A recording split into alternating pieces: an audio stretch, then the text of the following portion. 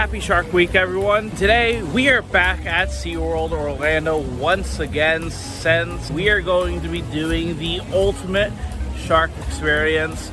We're going to be able to check out the aquarium, ride Mako, and have a great day here at Seaworld. So let's go ahead and have a great day adventure.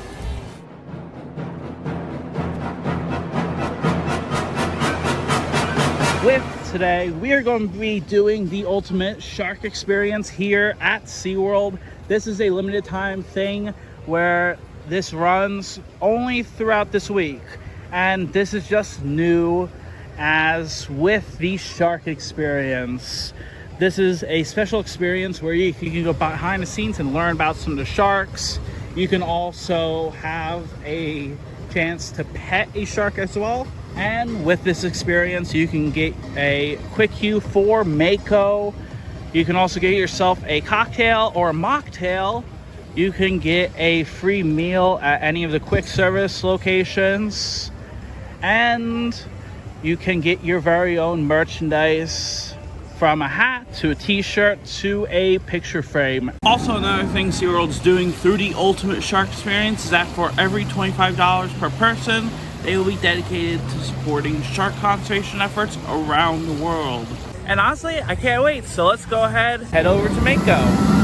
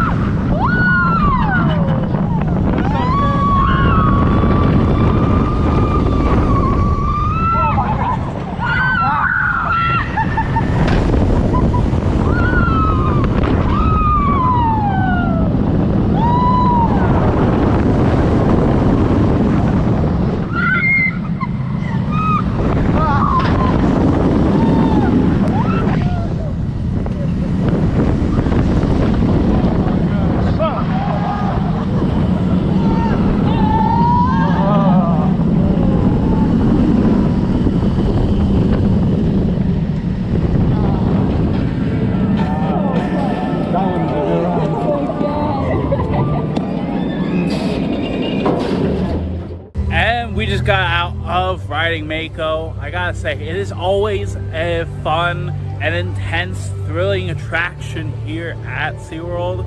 I think it's my favorite coaster here, and even though there is the new pipeline, there's classics like Manta, I would still consider this to being my favorite coaster. It is definitely a must-do, especially if you're a big fan of airtime and if you want to go on a thrilling coaster. As right now, let's go ahead and feed some sharks. And we are now here at the shark feeding area, where this is the location you can go to feed some sharks. And there's a few fish right here. For example, there's a Creval Jack, there's a Pacific black-tipped shark, a southern ray, a brown banded bamboo shark, a cow-nose ray, a leopard shark, a redfish, a leopard ray, a white-tipped reef shark, a golden trevally. And I think right now, let's go ahead and feed some sharks. Now, if you want to feed the sharks, normally one tray would be $8, although for 4 trays, it would be $25. However, because we're doing the ultimate shark experience, we get a free tray of shark food. And it looks like we have our shark food, and let's go do it.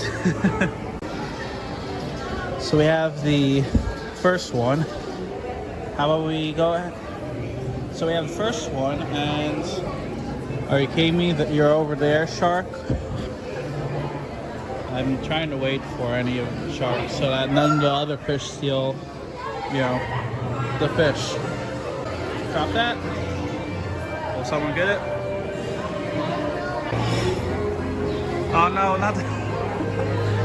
Oh, okay, well it looks like Stingray got that one. So, looks like there's some more sharks here. Let's see if we can give some treats here. Oh, looks like that shark got out. Oh, you don't want it? Oh, what? Oh my God, that's one big stingray. Jeez. Oh, and the stingray got the food. So I got this one, but will sharks eat this food? So we have one more, which is a creepy one with the eye. So this is kind of like my final chance to feed a shark. Will someone eat it? I don't even know where it went, to be honest. Oh, look at that. Oh, I just realized, I think I missed that one. Because I think the shark was trying to get the fish. Overall, with the shark feeding, I found it to be a little fun. And I think up next, we should probably get some lunch before the aquarium tour. So let's go ahead and do that. We are now here at the Seaworld Grill. This is where they have some food from the grilled chicken sandwich.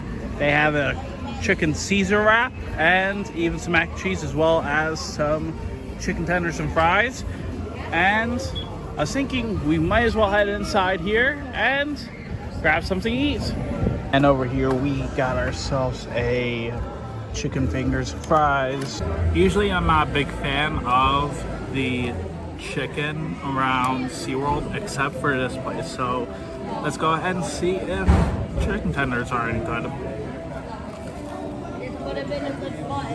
And now with the chicken tender platter, I would definitely say this is pretty good. The chicken is both crispy, tender, juicy. I think this is one of the best chicken tenders actually at SeaWorld. And we just got out of Seaworld Grill. Now, the restaurant, I definitely enjoyed it. Get chocolate cake, you can get chicken, you can get cookies, and many more inside this restaurant. And overall, I think this is one of the best restaurants here in terms of quick service. Right now, we actually have a reservation for the aquarium tour soon. And since that's part of the ultimate shark experience, I thought we would do that. So let's go ahead and head back over to the shark encounter. And we're now back at Finn's Gift. This is where you are going to be checking in. This is where we have to check in. So how about we get checked in, and then maybe, hopefully soon, we'll be able to get a tour of the aquarium. And we are right here next door to Finn's Gifts. We just checked in and we have to wait 10 minutes until next tour, although it's fine. In the meantime though, it looks like there is a table where there's some sort of shark teeth. There's a dorsal fin, as well as a paper that shows you on some of the information about sharks, well, linking you to some of the education on sharks, encouraging you to educate more about sharks.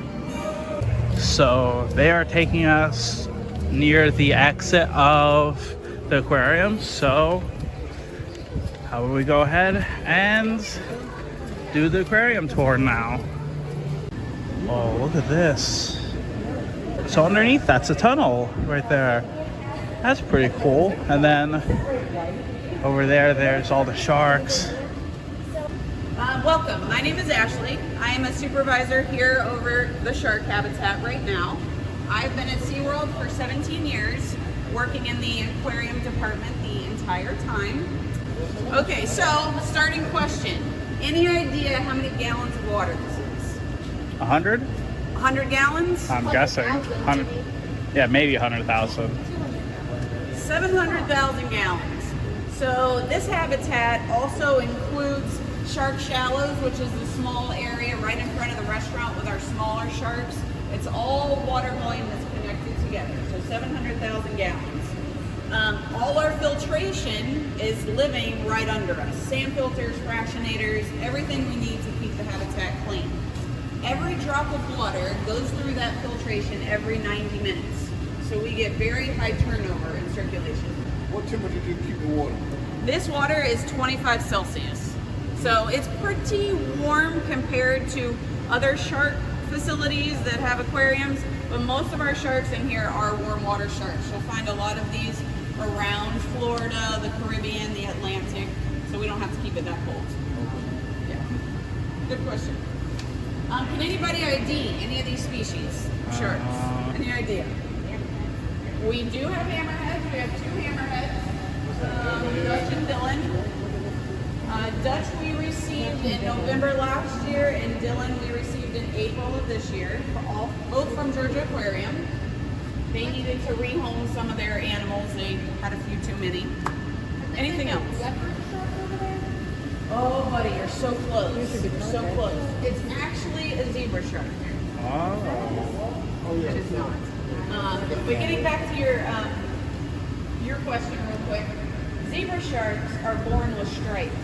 And when they're 8 months to about a year old, all their stripes go away and they develop spots. So yes, most people are like, oh, that's a leopard shark. Actually not. It's an Australian zebra shark. There's more at Manta zebra sharks if you want to see them there too. Okay, your question was about... Yes, so that is a sandbar shark. We have 6 sandbars in here, and there's one right under me right now heading that way, and her nose is a little rounded. Different people, different sharks. We all have different attributes. It's just how she grew and she's developed, because our other sandbars, they're not so rounded. So if you look across the deck, on the far right-hand side is a yellow target on a piece of PVC, and right here we have a green and a red target. So we space these targets out on the deck, and certain sharks come to each target to feed in different locations. So all of our sandbars feed at the yellow target and stay in that station. So we don't really have different species competing at the same time. Any other sharks you can ID? So we got the zebra shark, we have sandbars, we have the hammerheads. What about this guy right below me? Not sure. Any idea? He's coming out over here. Is it the sauce shark? That is a small-toothed sawfish. Oh. It's actually a cousin to a shark. So if you notice, you can't see his mouth, right? Yeah. You only see the top of it. Now, if you're a guest and you're walking through the tunnel, you can see his mouth because his mouth is on his underside. Oh. That's the difference between a ray and a shark. Sharks, their mouths are in front. You can see them. Rays, their mouths are on their bellies. Why do they have that? It's an adaptation that they developed thousands of years ago and that they have kept. Now, I will say, in the wild, they use that saw when they swim through a school of fish. And they whack the fish, not necessarily killing them, but stunning them. So then the fish fall to the bottom and they swim over the top and eat them. Again, they're not a shark, so they can't like eat it out of the water column. So then they just stun it and swim to the bottom and eat it. Is the guitar fish more of a shark or a... The guitar fish is more of a ray. Yep. So we do have our guitar fish at Manta that you can see and see their mouths under their bellies. Yep. We have a couple more nurse sharks. Most of the time they're laying around. They don't usually get up unless there's food in the water or it's mating season. They have no need to. Plus, they're not like a lot of other sharks that you see here. All these sharks are swimming. Sharks have to swim to have water pumping over their gills to receive oxygen, except for nurse sharks. Nurse sharks have developed a way to lay and manually pump oxygen over their gills to get their oxygen to survive. Right now it's empty, but this is the pool that they'll have for any physicals, medical work, if they can get blood drawn, medicine, and then our smallest sawfish can come here and stay so that they're not getting away with the other fish. Oh.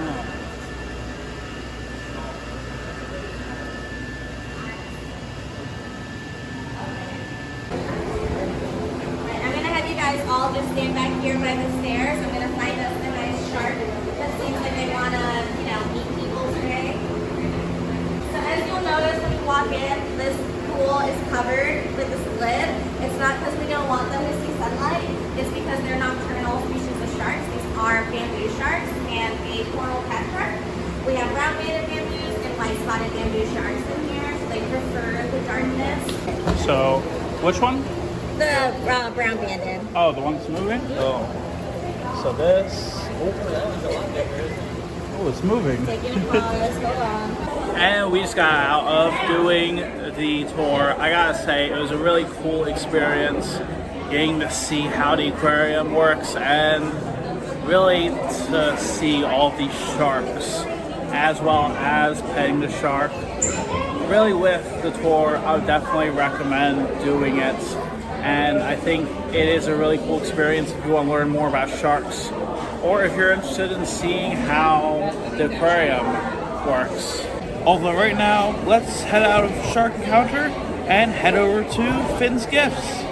And for today only, there is our voucher for the shark merchandise where we can redeem it in park merchandise gift shops for a shark inspired merchandise. So there was around 3 items we could partake in, where there was the hats, there's also a photo frame, as well as a shark plush. And ultimately I got myself a interesting shark hat where we can see the shark and we can see a shark bit into this hat already. So I think with that, it looks pretty cool. So I think let's try it on. So as we can see, it does fit my head, fortunately. I actually like the hat. I think it's pretty cool. So I think with that being said, that's going to be it. We had an incredible day here. The aquarium tour was pretty cool. I thought it was really interesting to see how the aquarium worked and learning more about sharks and even getting a chance to pet one as well. And also, overall with today, I thought it was a pretty cool experience coming out here at SeaWorld and experiencing the ultimate shark experience.